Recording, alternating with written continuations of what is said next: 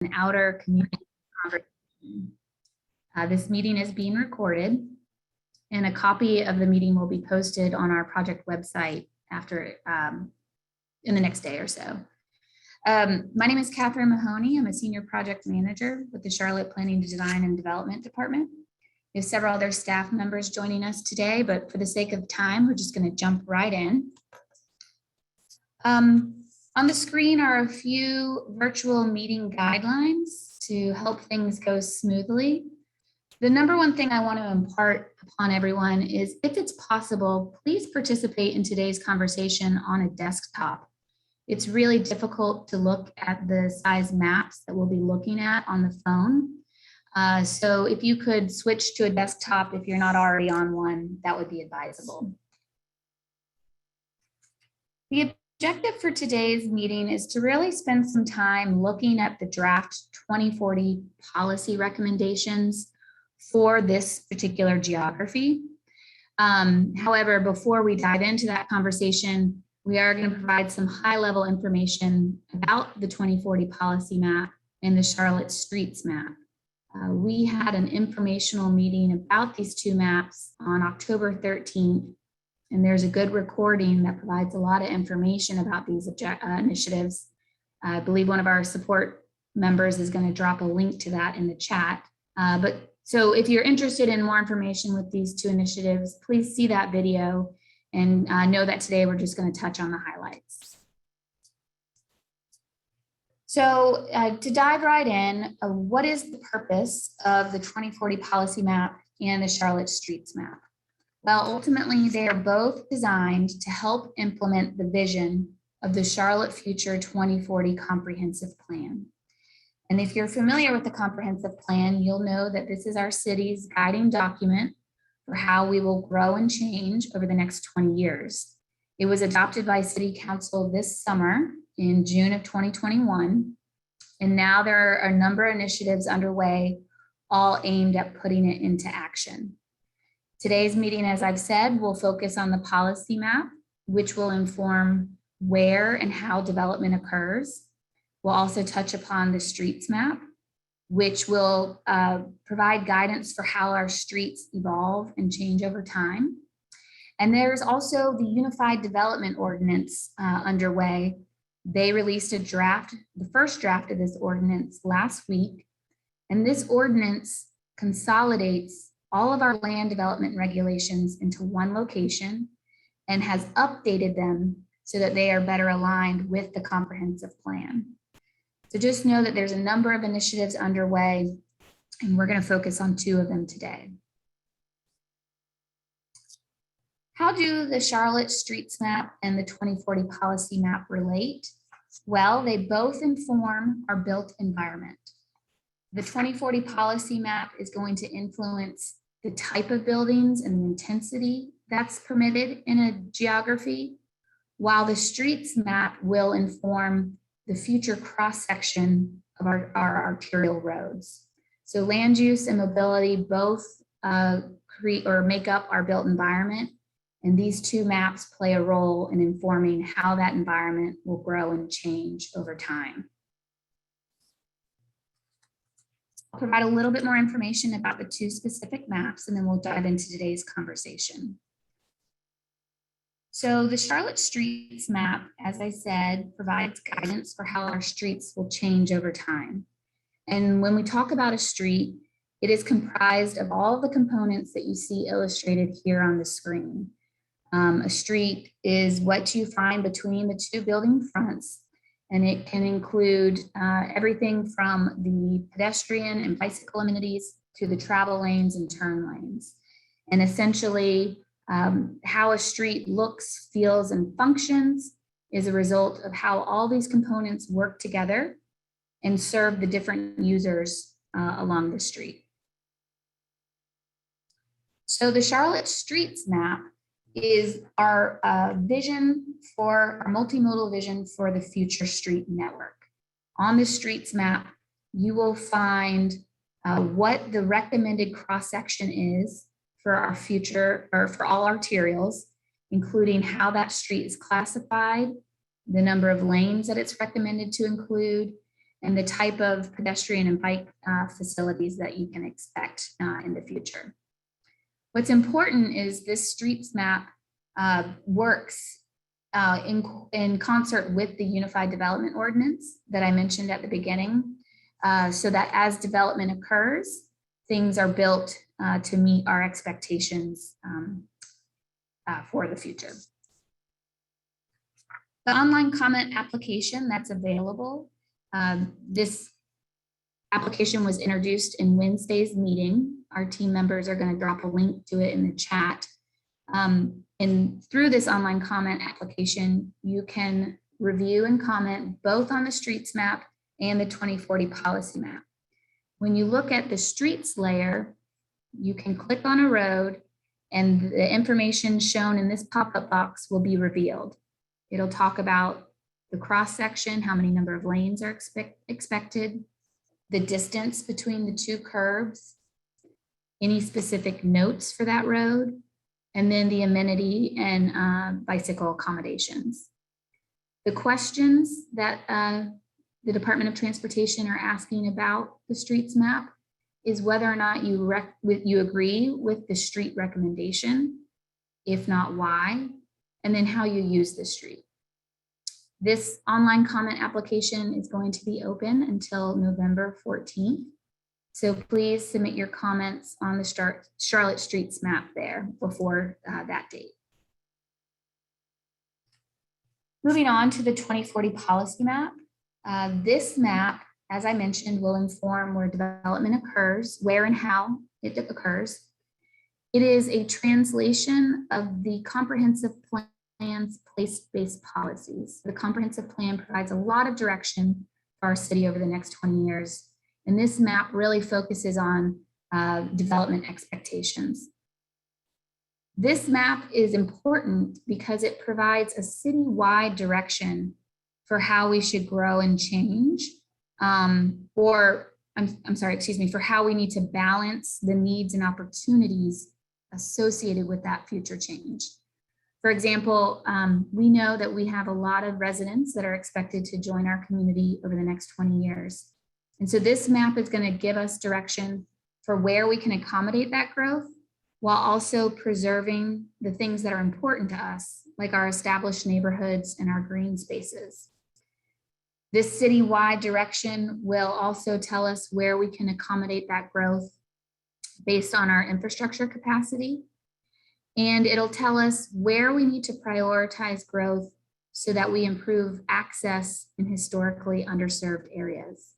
So this is really a citywide perspective about how to best deal or manage future growth. This map is developed using a new tool called place types. If you've been following the comprehensive plan conversation, this term might ring a bell. It's essentially a classification system for organizing patterns of development. And it's a more modern and better tool than we've been using over the last 20 years. And it's modern and better because it talks about a number of things that create complete communities rather than just land use.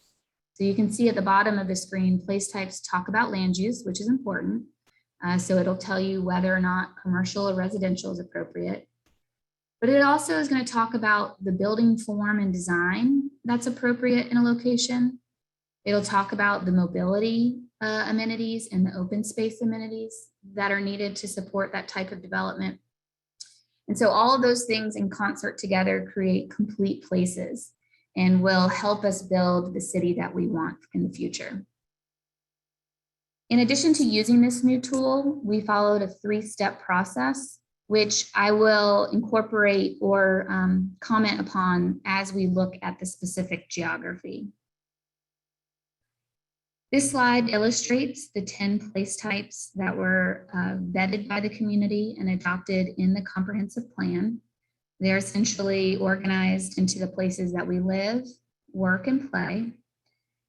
And then on this slide, the next slide, I'll talk a little bit more about what each one represents. So the yellow color represents our neighborhood 1 place type. And this is predominantly low density housing. You can think of a single family neighborhood Some duplexes and triplexes are also permitted. The orange color represents a higher density housing type. You can think of townhomes or apartments. There's also some small neighborhood serving retail allowed in this place. For example, maybe a coffee shop at the bottom of an apartment building. Our neighborhood center is a small walkable mixed use area that supports surrounding neighborhoods. So you can think of a small shopping center where you could walk and grab some groceries and drop off your dry cleaning. Parks and preserves, the color green is reserved for our larger parks and recreational spaces. So you can think of a nature preserve or a regional park. Smaller parks are permitted and encouraged in all place types. So you don't have to see individual sites called out as green to know that they're allowed in this 2040 policy map. A community activity center is a bigger version of the neighborhood center. These mixed use places include residential, office, and commercial uses, and they are typically located along our major transit corridors or roads so that people can easily access these places. The red color represents commercial, which is more of a car-oriented retail type of place. This type of development is very common during the 1950s and 60s, and it still has a place in our community, but over time, we hope to make it more of a pedestrian-friendly type of place. The teal color represents campus, which serves typically serves one institution. There's a range of building types that can provide housing or office space or some services, but a campus is usually associated with a user such as a university or a hospital. The light pink color, it represents innovation mixed use. This is also a mixed use area, but it's more focused on employment opportunities. And it is typically found in our more urban areas that were previously used for manufacturing and are seeing a demand for some new uses in the future. The darker purple represents manufacturing and logistics. This place type provides employment opportunities and is characteristic of producing, manufacturing, or distributing goods. And then finally, we have our regional activity center, which is our largest and most intense mixed use place. And again, it needs to be located along major transportation infrastructure so that it can provide adequate access to its visitors. So these are the colors that you're going to see on the 2040 policy map. These are the inputs that were used to develop the map. Again, for the sake of time, I'm going to talk about these inputs as we look at the specific geography. And this is the area we're going to focus on today. It's referred to as the East Middle Outer, generally bounded by Eastway Drive, Hickory Grove, the county line, City Matthews border, and then Sardis Road. So the first thing we want to do is talk about how we got, there's two steps that we undertook before drafting the 2040 map. And the first step is to translate existing development into that new place type tool that I mentioned. So the colors you see here represented on this map reflect what's currently on the ground today. So you can see a lot of yellow, meaning this area has a lot of neighborhood 1 or single family residential development. You can also see a lot of red along Independence and Albemarle Road. This represents that car-oriented retail or office use that was likely developed between the 50s and onward. You see some orange, which would be more of your apartments, some teal, which in this area represents some of the church sites or school sites. And then some green, which, as I mentioned, are our larger parks and preserves. We also have some purple out here. This is a manufacturing site. And the gray is vacant property as of today.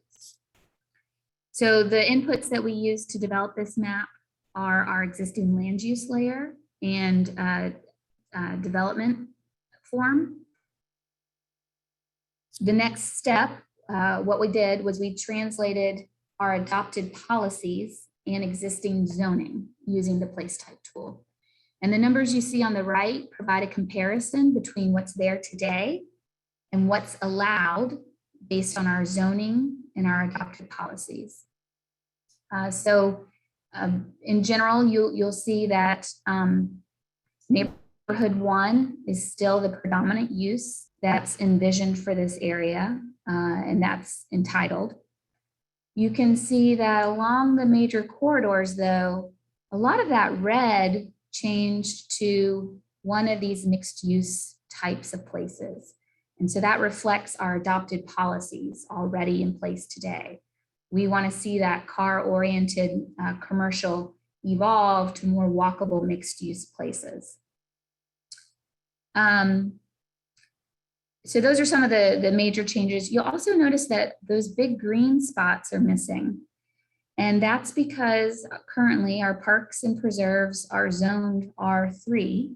And so while they're owned by the county and likely will not redevelop, they potentially could per existing entitlements. So those are just some of the major changes between the first 2 steps.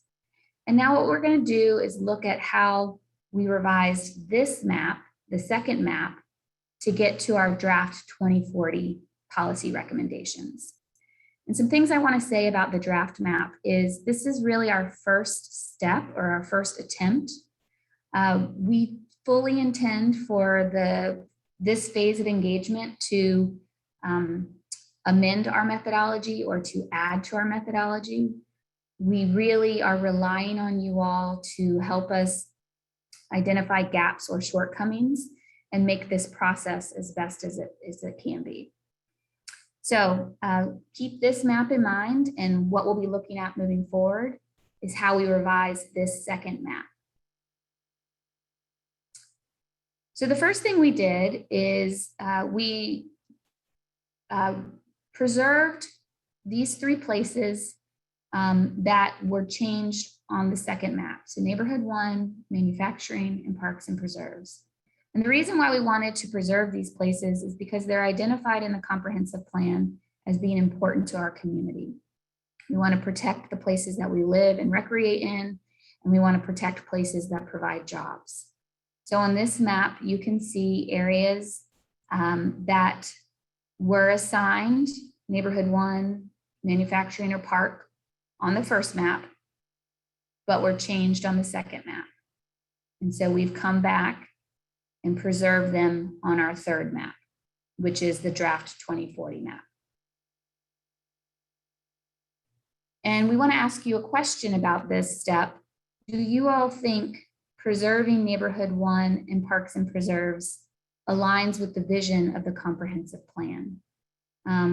We're still working out some of our technical details. So I'm going to ask my support person to launch this first poll. And Maddie, if you can't, let me know and I can do it from my end. But from your perspective, do you think preserving neighborhood 1 and parks is a good thing to do in this mapping approach? I'm going to give everyone about 20 seconds to respond, and then we'll share our answers.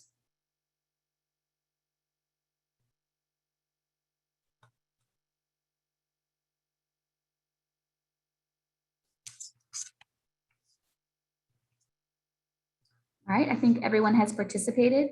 Maddie, can you end that poll and share the results? It looks like the majority of you agree that preserving neighborhood 1 and parks aligns with some of the values in our comprehensive plan. So thank you. All right, and you can stop sharing that.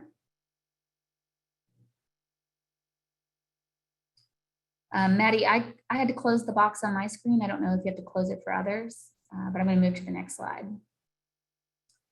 So we continue to revise that second map based on some of the guidance from the comprehensive plan. And the next few steps that I'm going to talk about are it's guidance from the plan that comes from the equitable growth framework. And if you're not familiar with that term, or it sounds too jargony, I totally understand. Basically, this framework is aimed at trying to improve access to housing, jobs, and goods in our underserved areas throughout the community. There's a fourth component to this framework, and that is also to mitigate environmental justice impacts. And so we're going to be looking at those four elements and how we can make changes to the map in order to improve that access over time.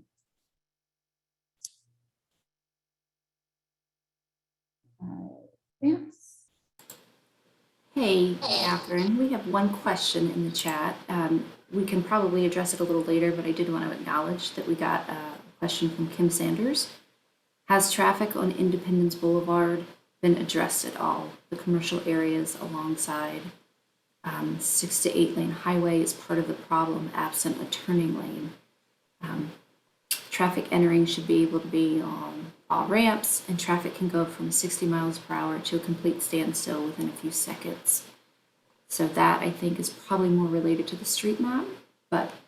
Well, let me comment on it from a 2040 policy map perspective, but Ms. Sanders, you're welcome to leave this comment.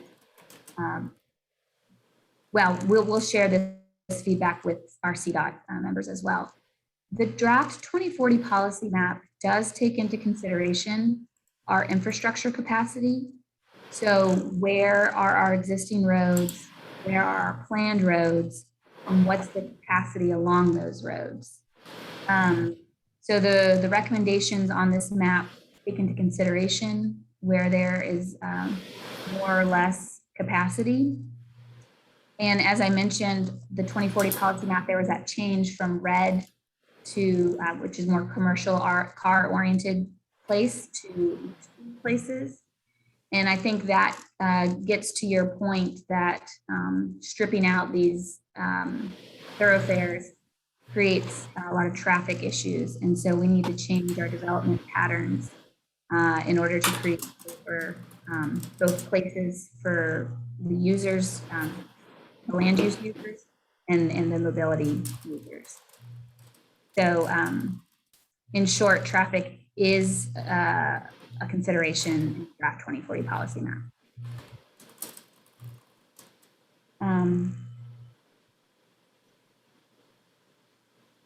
Tanya asked, why were neighborhood 1 and parks linked? I'd prefer to just vote for more parks in that area.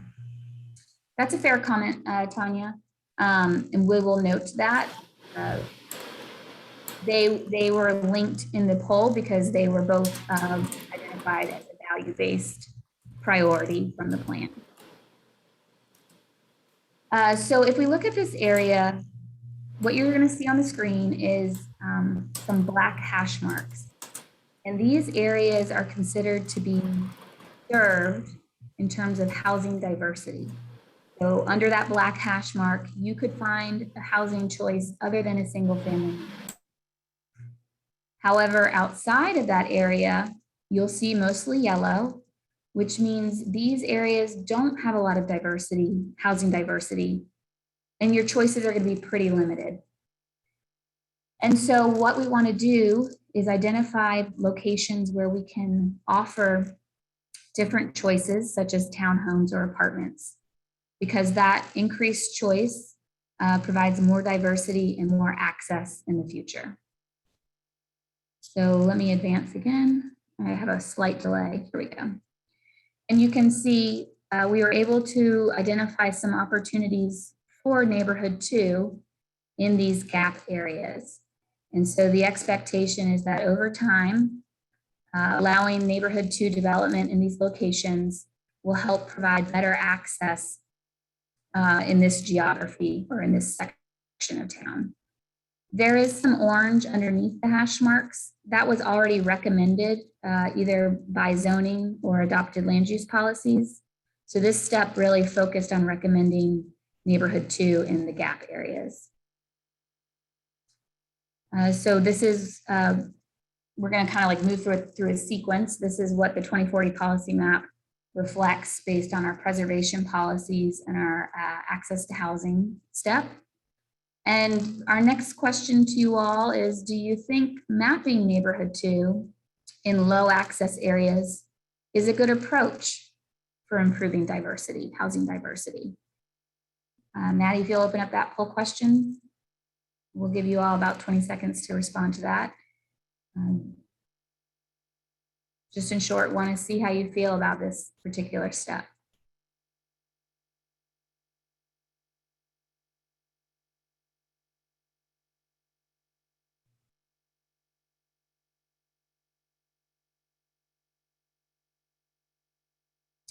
All right, looks like the majority of people have answered. You can end that poll, Maddie. And we actually have a majority of people disagree with this step. So could I ask that some of those who disagree just share your opinion about why? Understanding your why might help us identify a better approach for the next draft.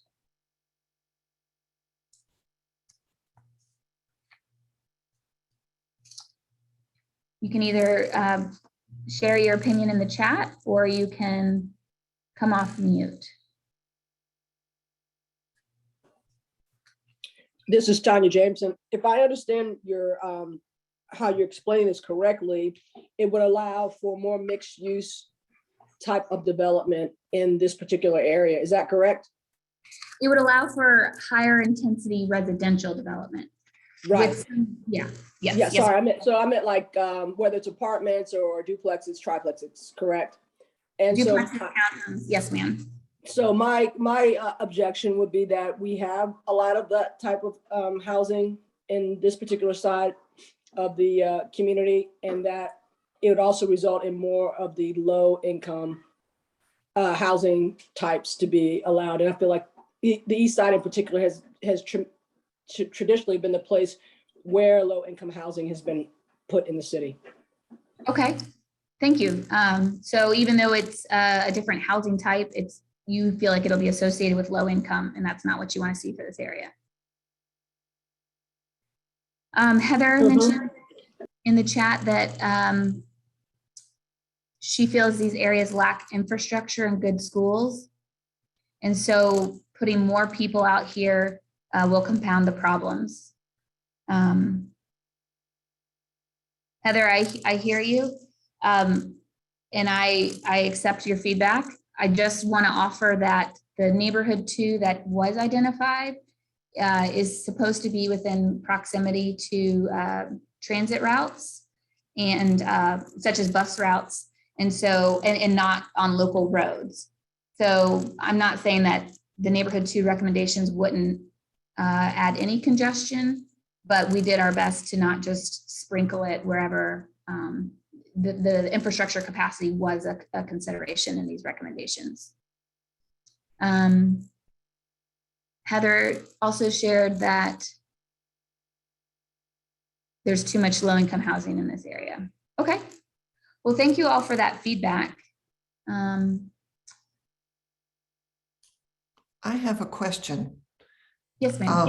I want to be sure I understand what you just showed us on that map, that these are places you believe the higher density housing would ideally be created. Is that correct? Yes, ma'am. What you're showing in orange? Yes, ma'am. Okay. It's a little hard, obviously, to tell where these things are on a map without street, more than the main streets. So it's a little hard to respond to. That I understand. Ideally, we would be sitting around a table all looking at maps together, but in today's environment, this is our best attempt. Mm-hmm. Have you had a chance to look at the online comment application? I'm going to stop sharing my screen and take a minute to do that, just so you all know what's available. This is the online application, and let me move some things around.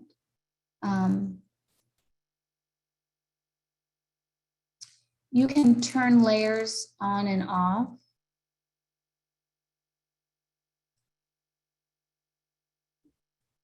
And zoom to an area of interest. I understand some people might not still feel comfortable with this, but this is one option for getting closer in Thank to you. a certain area. That would be helpful. Thank you. And I believe our team members have dropped a link to that in the chat. Okay. Well, thank you all for your feedback on that last step. We're going to keep moving. And again, like I said, the value here is really to hear from you all, to see what's working and what's not. And all feedback is appreciated. So the next step in the mapping process was to try and identify areas where we could improve access to jobs.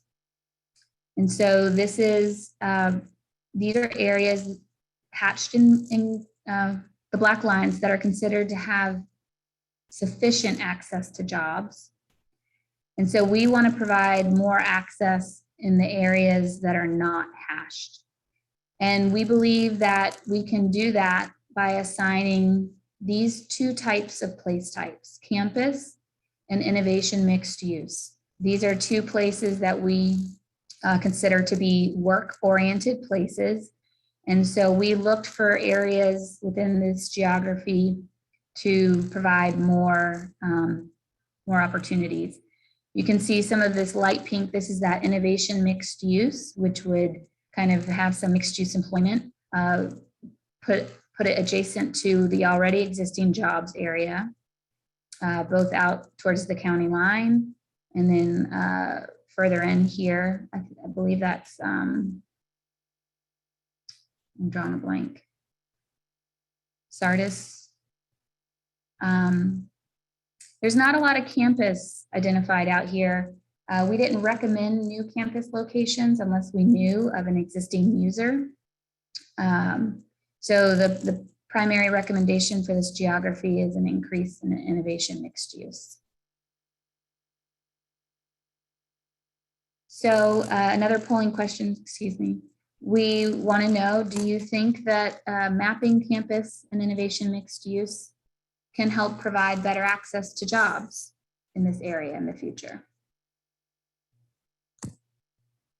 Maddie, if you'll launch that poll, please.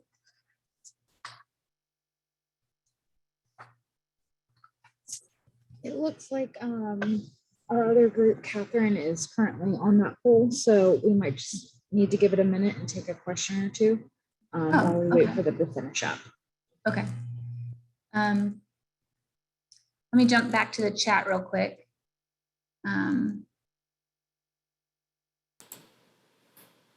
Sherry has the most recent question, specifically for the Harrisburg area. The infrastructure has not improved. They are packing them in, but our roads are still rural. And so how does that help? Yeah, I understand that infrastructure is a big concern in this geography. If you go back to the streets map, you can see what the future cross-section for Harrisburg is expected to be. So as development occurs in that area, it'll be expected to widen the road or to improve the road as reflected in that map. So that's an example of how these two mapping efforts are working together to make sure that we can accommodate future growth and provide the supporting infrastructure that's needed in the future. Heather asked, how would mapping these areas encourage formation of jobs? She agrees with the goal, but is unclear how the mapping supports it. The colors that we showed, and I'll jump back on the screen since the poll is not available.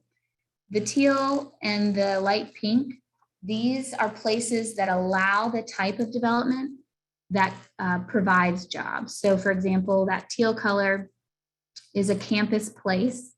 And so you could expect development such as a hospital or a university or a large office park. The light pink color is a type of development that allows office, flex space, some research and design or research and development uses. So by putting this color on the map, we're allowing that type of development to occur. And by allowing that development to occur, we're bringing jobs to the area. Heather, does that answer your question? Okay. And Ms. Washington, you're mentioning that sidewalks and bike lanes need to be included along Harrisburg Road. Again, I would check the recommended cross-section for that road on the streets map. I'm pretty confident that some sort of pedestrian and bike amenity would be recommended, because I understand that the Charlotte Department of Transportation's general policy is to ensure all streets serve all users in the future. So as streets evolve over time, they really do need to provide options for the walking, the biking, in addition to the cars. All right, Maddie, let's try and take another stab at that poll. It looks like it's a Zoom error. So why All right, don't we just, I'm gonna try on my end. if not, I can share the question in the chat and we can just take answers by chat. Okay, yeah, if you'll drop that question in the chat, and if everyone will just respond. The choices are the same, from strongly agree to strongly disagree. We can capture it there. Maybe I'll ask, if anybody disagrees or strongly disagrees, could you come off mute and explain why at this time? I'm just pulling up the question now.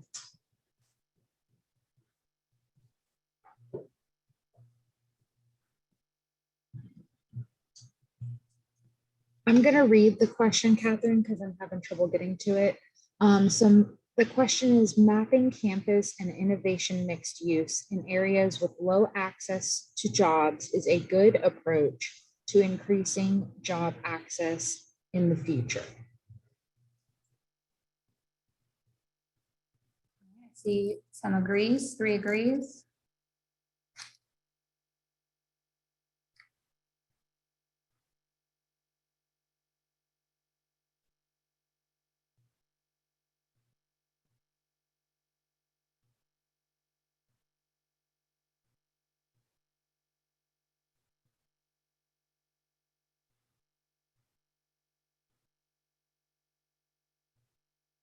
All right, the majority of the comments in the chat agree with that step, so thank you very much.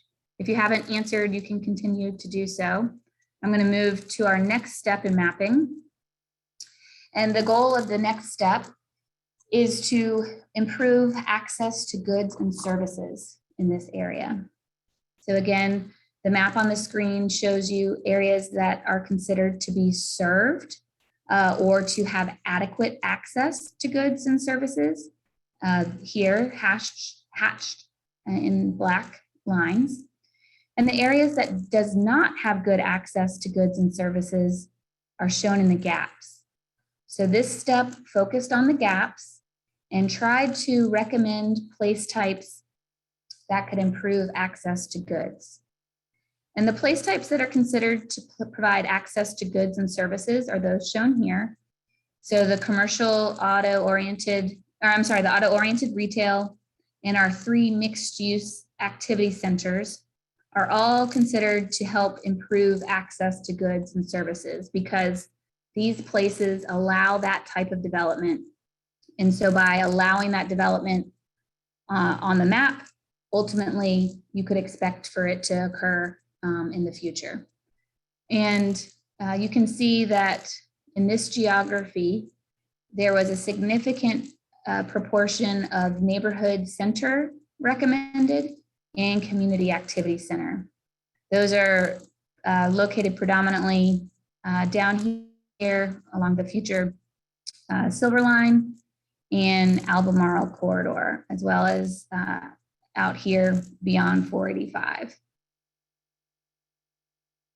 So that's the series of steps that we went through to get to the draft 2040 policy map. This is the first draft shown in full, and you can see how the percentages changed for each of the place types. Again, we're really trying to improve access to jobs and goods out here by recommending the place types shown at the bottom of the legend. We are protecting our parks in this area. And while there's a slight decrease in neighborhood 1, that's probably a reflection of, there's this need to provide more diversity.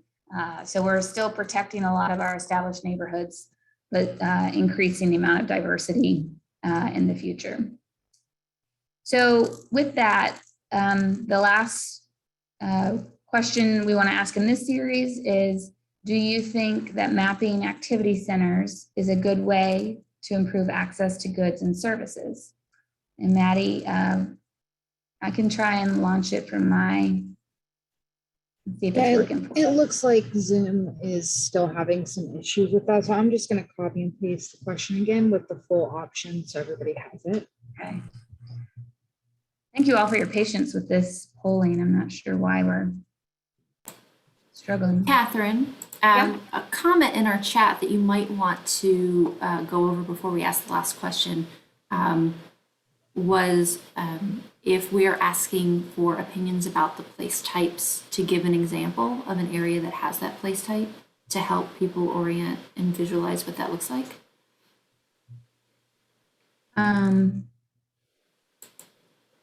And so I guess, Lynn, do you have a specific place type that you have a question about? I understand what you're saying, Lynn. When I ask, do you think neighborhood 1 is a good step? I should provide an example of what neighborhood 1 is. Is that what you mean? Yeah, so can you hear me okay? Yeah, thank you. Yeah, no, so I love the concepts of the neighborhood centers and the community activity centers. It reminds me of things like the Piedmont area off of Fairview, or some, it's just still like mixed use properties of both apartment and retail. I guess my where I wasn't too sure on the definition was the neighborhood 2 piece. I see there's an increase in neighborhood 2, so I was just actually on your site right now trying to educate myself a little bit better, but didn't know if anyone else on the call may be asking, well, give me an example. What do you mean? Yeah, I think that online map is super helpful because you can zoom to areas that you're familiar with and see, is that neighborhood 2 or neighborhood 1? Off top of my head, I don't have a specific location of that's mapped neighborhood 2 in this geography, but you can think of it like an apartment complex is kind of the go-to visual for me. Yeah, I think personally, I like the mixed use versus just the apartment, setting. So the neighborhood 2 is going to be predominantly residential. You might be allowed to have some coffee shop or dry cleaners at the ground floor of the apartments or integrated into the apartment site. But the mixed use really, it's a true mixture once you get to the neighborhood center place. So I do want to just be clear about that. Okay, so like a neighborhood. Neighborhood center is that pink color. And so you could see like the townhomes next to the mixed use kind of grocery store, coffee shop with apartments above type development.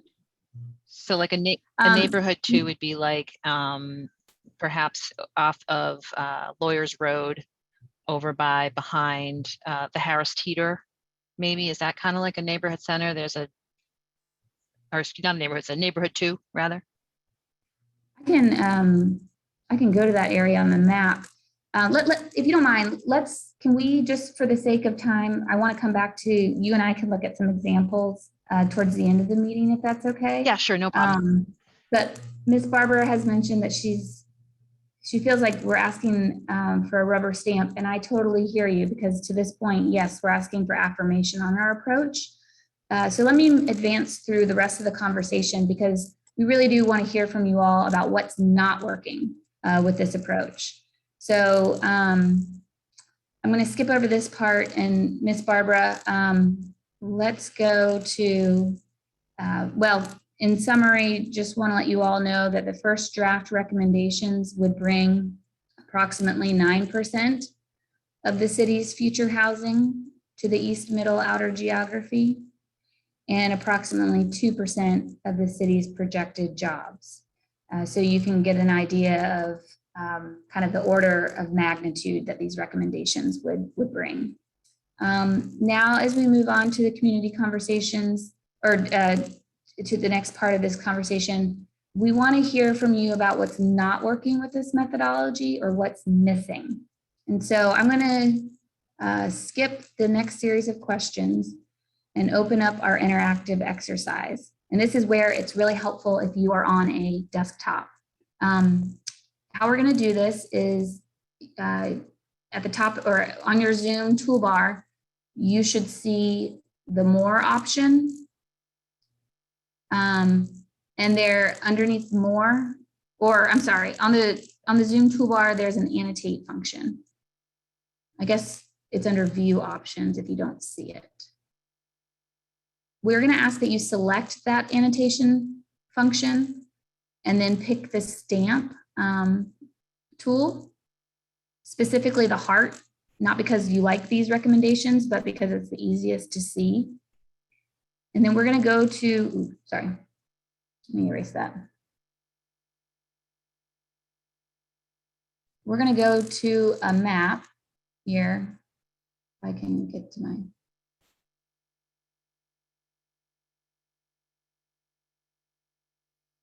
Here we are. Okay, so this is where we want to start looking at the recommendations and hear from you about what you think is not working so that we can identify thematic changes to this approach. Again, we know that this is just a starting point. And so by looking at the map together, we think that we'll be able to identify ways to enhance this mapping approach. So let me know if you're having trouble finding the annotation, but like I said, you'll grab the heart feature and mouse to an area that you agree or disagree with, and we'll start talking about it. I see some hearts down here at the bottom of the screen. I'm assuming that's a test case. It also looks like some people are having some difficulty finding the tools. So again, it's either going to be at the bottom of your screen on your toolbar, or if you do not see the annotate button there, it will be at the top under View Options, and you can drop down and click Annotate. Heather, I appreciate your comment about only hearing about what's added or subtracted here doesn't help you understand how this geography stacks up against the rest of the city. I think that would be a good comparison for us to try to prepare for you all.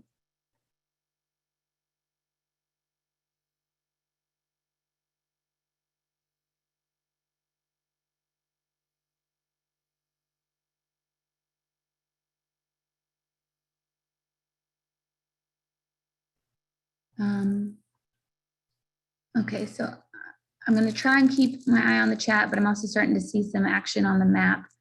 So let's talk about this circled area here. This is neighborhood 2 at the intersection of North Sharon, Amity, and Pence. Can whomever circle this area share your thoughts, whether you agree or disagree with it? That's me. My name is B, and I live right there in a very small community called Hideaway Bay, and I am one of the 2 people remaining on our HOA. We're a very poor community, and we didn't put any limits on rentals, and so we are majority rentals in the neighborhood now. And so our neighborhood has really gone downhill, and the city doesn't upkeep the roads or anything else. So it's a mess out here. We're also on one water main, one water meter. So we have nothing. We have a lot of people who walk here who don't have transportation, and we have no parks in the area, but it's really crowded out here. And we've got apartment buildings going up all around us. Right in front of my house is the back of a neighborhood that was built about 15 years ago, maybe. Really, they didn't listen to anybody when they built it. And 15 years later, and a lot of the construction barriers and everything are still up right in front of my house from the back of this neighborhood. Anyway, I think it's a neighborhood where we continue to build cheap housing, and it's certainly not helping our property values on the few owners who are still remaining here. A lot of the homes in my neighborhood are going to investors. Okay. So would you describe your current development out there as predominantly single family? Yes. Okay. Well, my neighborhood is a mixture of single family homes and townhomes. Okay. The orange color represents a recommendation that it evolve into higher density housing over time. So that would be a change. But I hear you, the quality and the services out here, regardless of the recommendation, needs to be addressed. Yeah, I don't know where they could build anything else. No green space at all. Okay. So emphasizing the lack of amenities. Yes. Can you share the name of your neighborhood again one more time for me? I'm in Hideaway Bay off of Hickory Grove Road, and you can also get to it from Verndale. Okay, thank you for that comment, Ms. Bay. I see a small purple circle just south of that. Does somebody want to mention? That's me. Can you hear me? Yes. Hey, Heather. Hi, this is Heather Ferguson. So it sounds like I live adjacent to the last speaker. I live off of Verndale Road. I agree with her comments and wanted to add, again, it's hard to tell because we can't see all the roads on this map and they're not all named, but I feel that there is possibly some high density housing that already exists in this area that's not even being taken into account. There is a large apartment complex at the corner of Verndale Road and Sharon Amity. A little further into Verndale, there's also a largish condominium complex that would be high density. And they're also building a very large apartment complex it's kind of a place where three roads come together. So it's where it's basically probably considered on Hickory Grove Road, but it's near the intersection of Sharon Amity. And right there, the road kind of forks. So you can, if you're going north on Sharon Amity, you go one way. And if you're going to go south, you go the other. And then there's a triangle of land created there where they're building a large apartment complex already. So I just feel like, you know, not only are we concerned with more increased density, but I feel like more density already exists than is even acknowledged on the current map. So that just adds to our concern about getting even more density.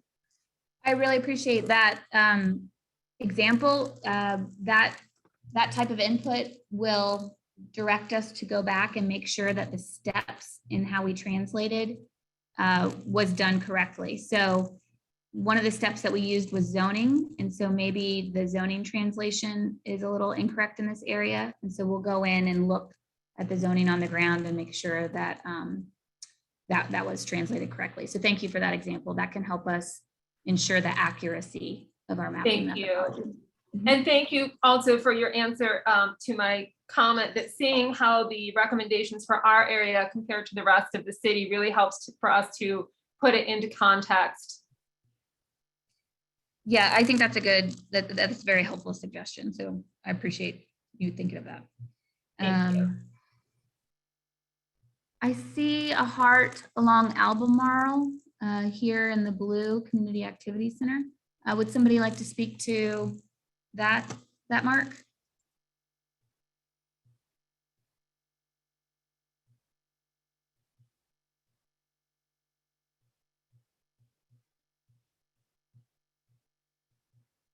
No? What about the heart here on Harrisburg Road? Is this in favor or opposed to that neighborhood 2 assignment? I dropped that one specifically because I know Sherry had pointed out the development around there, and I wasn't sure if I wanted to see if I could prompt her to give us a little bit more on that.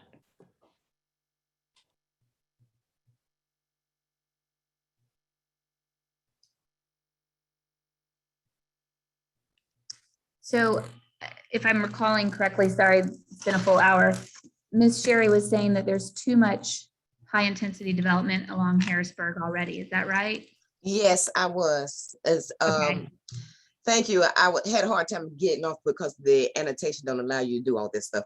But anyway, yes, we have, we're in the back of a retirement area. We have on Harrisburg Road, we have like, I would say that we have like 10 developments that's going up.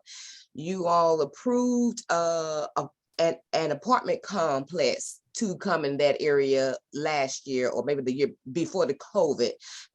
And then the roads, the infrastructure is still there. I don't know how you can improve that when I was already told. I fought for years for the street light on Camp Stewart, so we finally got that.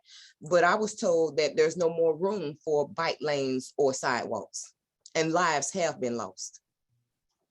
Did you, I think Mr. Gussman said that on Harrisburg, a shared use path is recommended. Is that correct? What is that? Mr. Gussman?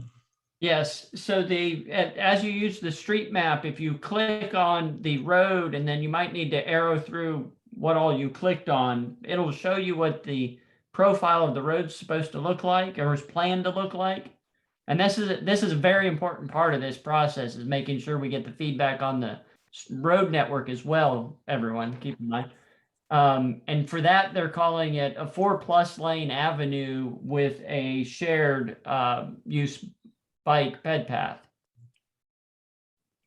And Ms. Sherry, if you'll stay on with me after we conclude this meeting, I can show that to you on my screen.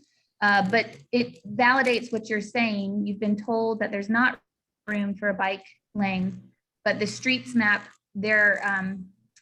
they recognize that, and they're saying that there's another alternative for providing bicycle access in the future. And what about sidewalks? What about sidewalks? We need sidewalks. People have lost lives over here. But we'll take a look at that together. Okay. Because if I navigate away from the screen, I'll lose everybody's comments. Okay. So I'm gonna let's do that together after. And then Heather, you and I can also look at some neighborhood 2 in the geography. I see a heart down here south of Monroe on the neighborhood 2 area. Does anybody want to share whether they agree or disagree with that?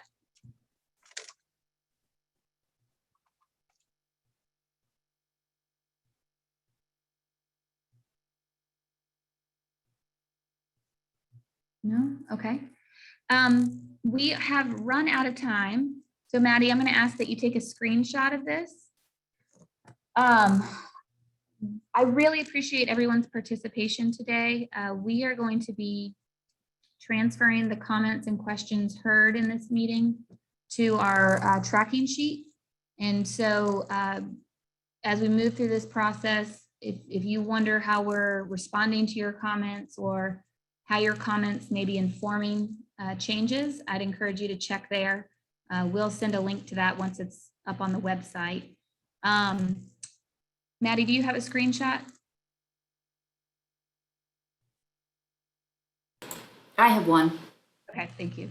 Let me just advance to our next slide, our next I step. also got it, Catherine. Sorry, I had a thumbs up. I got it.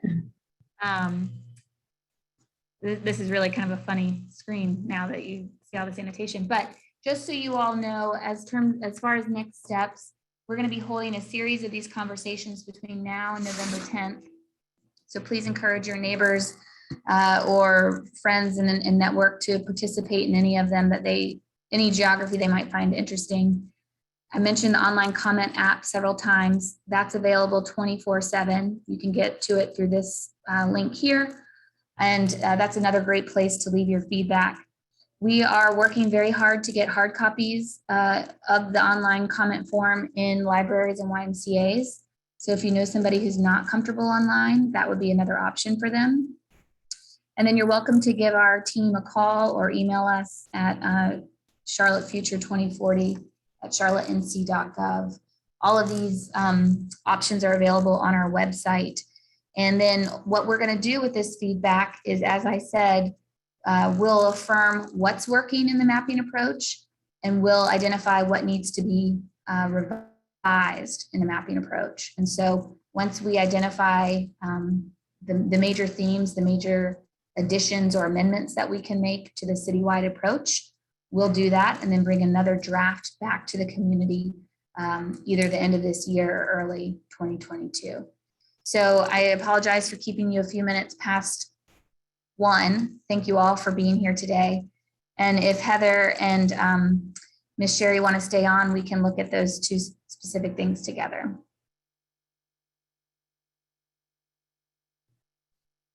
Thank you all. I'm here. I'm staying on. Okay. Miss Sherry, I just wanted to say something real quick.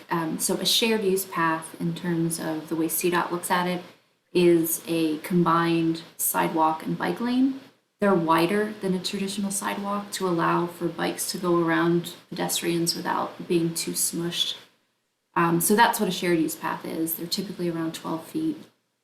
They can range, but typically a shared use path is about 12 feet. Is this gonna be on Harrisburg Road?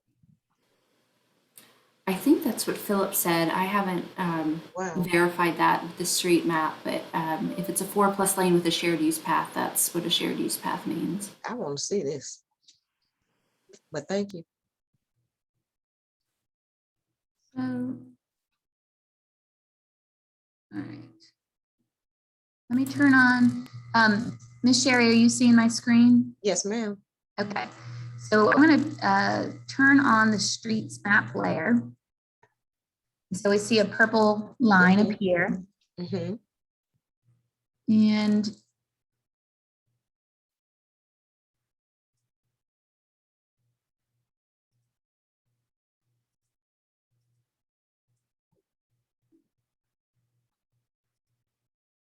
all right, so from Harrisburg, south of Albemarle, Mm-hmm.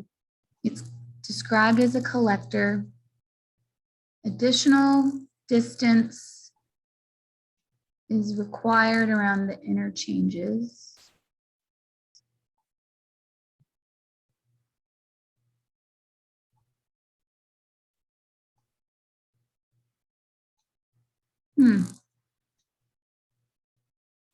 It's not saying that multi-use path like Philip mentioned. I was looking north of Albemarle. Okay. I was presuming we were farther out, but perhaps you're right if we are south. Well, Ms. Sherry, can you give us a little bit more direction on, are you looking at Harrisburg south of Albemarle or north of Albemarle? I'm looking at Harrisburg Road. I mean, you were just on J.H. Gunn. It's all down that road. That's where the growth is. So here's J.H. Gunn Elementary where my mouse is. Moving up past the preserve, or I'm sorry, the golf course. Yes. Okay, so this area, this part of Harrisburg, let's see, is a different cross section.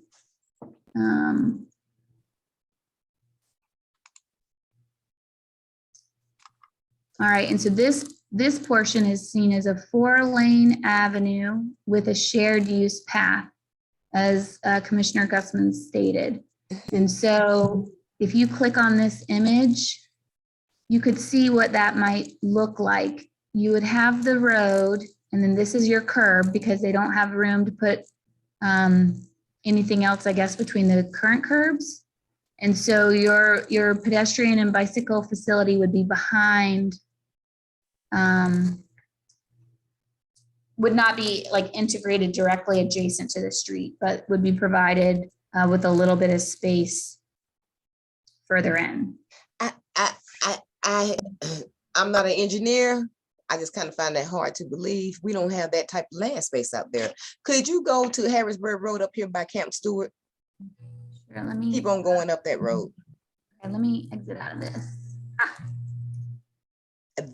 Because they already said that they don't have that land space. I mean, Department of Transportation said that. Yeah, I'm not trying to, I can only speak to what they have posted here. So I could be reading it wrong. Or there could be more context needed. And we can direct you to, we can share contact with CDOT who might be able to answer these street questions better. Yeah. All right, so you said Harrisburg. Keep on going up. What road? That's still Harrisburg. Yeah, out towards 485. Yeah. Where's Robinson Church Road at? I don't even see that on there.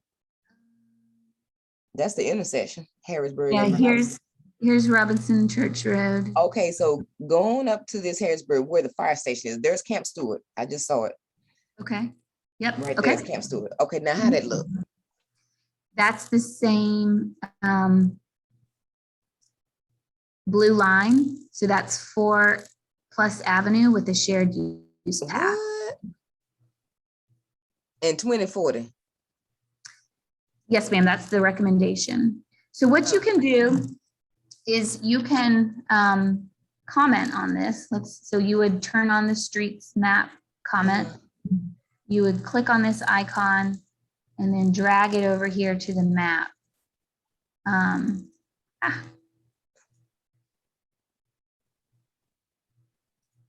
And then you could comment on this recommendation and say, do you agree with I me? mean, I'm not gonna tell them how to do their job. I mean, they might find some land, but I like to know where. And that's in 2040. So I don't know. Well, what's great about this map is, before this map, if a developer came out here and wanted to build on this site, there may or may not have been the direction needed to make sure that shared use path got built. This map now, today, will help give developers a better understanding of how they have to improve the area in order to develop. So it really is, it provides more clarity and will help manage expectations among developers in a way that we haven't been able to do to date. So, I'm sure CDOT would say this is the goal. There might be cases where it's not possible, but this is what they're going to really try and push for, because this is what reflects the values of our community. We want people to be able to walk and bike throughout Charlotte, safely. not just drive. Right. And so my question to you, my final question to you is, before they start any of these buildings, the mixed use or whatever that they plan to put out there, more homes, more apartments, are they going to build the infrastructure up first? Because that's a serious problem now, which would make it worse if you start building and we still haven't improved on the infrastructure. Yeah, so these two maps are supposed to be adopted within a very close time frame from one another. And then once we get the Unified Development Ordinance adopted as well, all three will work together so that you have to build the infrastructure along with the development. When all three of these pieces are adopted and working together, it'll ensure that the infrastructure comes along with the development.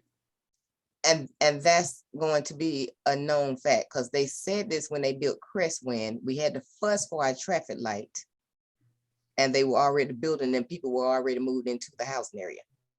Yeah, so the Unified Development Ordinance will reference the streets map. And so they know in order to get that permit pulled, they have to meet the requirements in the ordinance per the Okay. streets map. Okay, well, I don't want to take up anybody else's time, but thank you so much for showing me that. I'm gonna get out there and play with that. Well, I don't know if I'm gonna play with it, but I'll be visiting that policy map. Okay.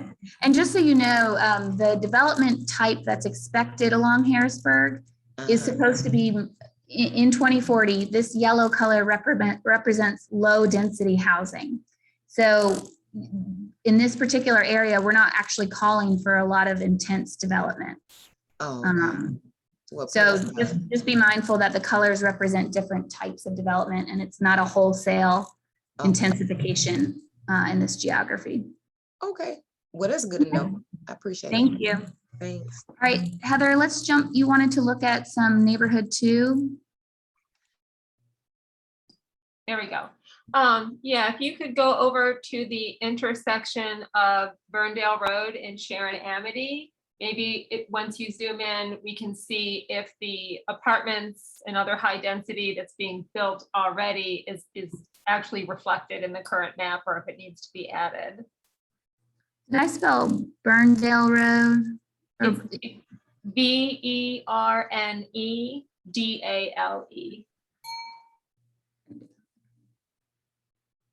as in Victor. Oh, Burn. And there's an EF. Oh, well, it's gonna find it. There we go. Okay, so it looks like it was hard on that other map to see where the cross streets were along Sharon Amity to know if the orange I was seeing was actually the orange I was thinking of, or if that was further north on Sharon Amity. Yeah, again, I mean, it is impossible to comfortably look at maps for 300 square miles on a screen. So I apologize. It's just a limitation of the current environment. But this online map really does give you a lot of flexibility for exploring and getting closer. Okay, and what we're looking at right now is what currently exists, or is any of the orange here where they plan to expand high density housing? So what we see here is what's recommended in the future. And based on what I'm seeing, it looks like they recommend the current development patterns to continue in the future. And if these apartment buildings were to redevelop, they would be expected to redevelop at our new standards. So it would become, more walkable, more integrated. There would be some development regulations in the Unified Development Ordinance that weren't previously required of apartment type development. So we're not changing the overall vision in this area, it doesn't look like. It's just that if it were to change over time, it would become a better version of itself. Okay, and is there anything, maybe not specifically in the recommendations you're talking about, but maybe in the 2040 plan as a whole, to address the concern of areas where it's maybe predominantly single family homes, but a lot of rentals? Or I guess that applies really to high density as well, because there's definitely a difference between an owner occupied property, whether it's a townhome, condo, or a house, than a rental, in terms of generally the care that's given for that property, and also the number of people living in that property. Because in my neighborhood, for example, my immediate neighborhood, we are all single family homes, but the ones that have been bought by investors and turned into rentals do typically have more occupants than what you would expect in a single family home. So it's not 2 grown-ups and 2 kids and 2 cars in the driveway. It's 6 or 8 adults and 6 or 8 cars on the driveway, in the lawn, on the street. It's already high density, even though in a mapping sense, in a zoning sense, it's not, but in reality it is. Yes, I totally understand what you're describing. So there's kind of a division of power here, or division of purview. So from a planning perspective, we cannot regulate for sale or rental types of ownership. We can only regulate the intensity and form of development. The comprehensive plan, this question came up a lot during plan development, and the city has other tools to help manage rental properties and the maintenance of those. So we see this as an issue that we have to partner with Housing and Neighborhood Services on. There are standards for rental properties, and so if they're not being met, that's something that can be shared, and they would go out and evaluate if they're breaking any of our other ordinances. And then there's also programs to help support rental properties so that they're maintained at a comparable level as those that are owned. So I understand the frustration. We've heard it from other areas, but it's not within our purview as the planning department. However, the comprehensive plan does talk about that, and how, as a city, we want to deal with it. Okay, and is the comprehensive plan giving the code enforcement officers and those who are responsible for this more tools in their toolbox or more teeth to actually enforce even like the current standards? Because I feel like that's the problem. There's a disconnect between, it's not always, they just don't always have the ability to do what we hope they can do. That's a great question. I'm not as familiar with the specific implementation recommendations for that part of the plan. Is Robin still on? Yes, I'm here. Is there anything about that in the implementation matrix that you know about? Not necessarily yet. We have a lot of things that we're looking into on how to implement the plan, and so that will help influence further iterations of the code, and we're actually working through some of those items now, so I'm going to definitely keep this as a note. What I will say specifically, though, is that the Unified Development Ordinance draft that's out there, those are the rules that the developers have to follow, and so that is where the code enforcement officers get their teeth from. I can't speak specifically to what the UDO says about some of these things, but I do believe that there is an intention to update the UDO to make it clearer and to allow code to have a little bit more clarity in how to enforce some things. I can't, it's 600 pages and I haven't read it all yet, but we are working on that. But I will keep this note too, so that when my team is looking at implementation strategies, that we can make sure that that is reviewed as well. Okay, thank you. In my experience working with code enforcement, the officers are fantastic, but they're completely overwhelmed. If I register something online about a violation in my neighborhood, it typically takes weeks for them to address just that one thing. So we need more officers, and they need more clout or more something to be able to deal with these things. And one of my really biggest concerns about the 2040 plan in terms of doing away with single family zoning stemmed from an issue in our neighborhood where a developer was buying houses and splitting the house into multiple units, even though it was still zoned single family, which of course was a violation. But because it was a violation, once I could get code enforcement to come out and inspect it, they said, no, you have to return that property to a single family home.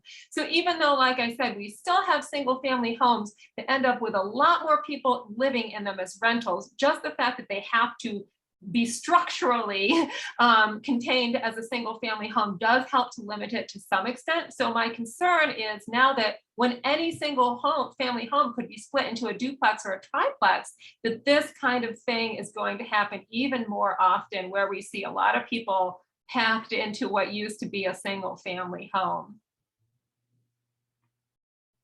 Yeah, I understand that concern. I'm going to make a note. I'm curious as to whether or not the UDO limits the number of people or families living within duplex and triplexes. I think I'm not sure if it goes that far.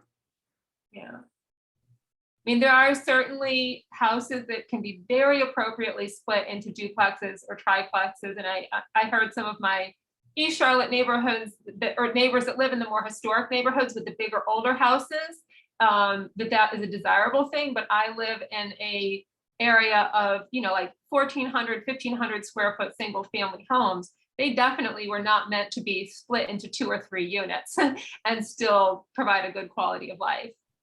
Yeah, there's some research underway right now in the city about how likely certain areas of town, or how likely a single family home would redevelop into a duplex in certain parts of town.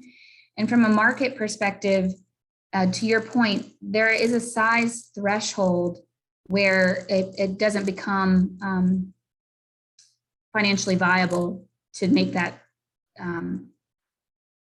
to make that change. And apparently 1,500 square feet is kind of the minimum size that you need for a duplex unit in order to be financially viable. And so in your area, if your homes are already 1,500 square feet, subdividing that likely would not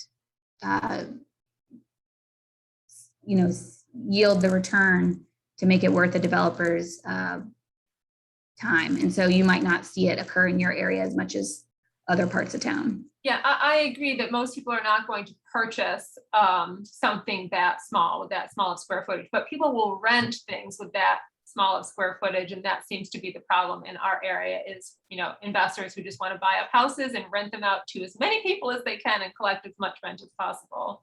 I hear you. And so my concern is what tools are we putting in place to keep that in check? Because in some areas it's already, rather rampant, and I don't want it to get even worse once they can actually legally divide the properties into multiple units. Well, thank you for sharing those concerns, and we'll look into whether or not the comp plan gives more tools or teeth to the code enforcement officers. Thank you so much. Mm-hmm. Is there anyone else on the call that has a question?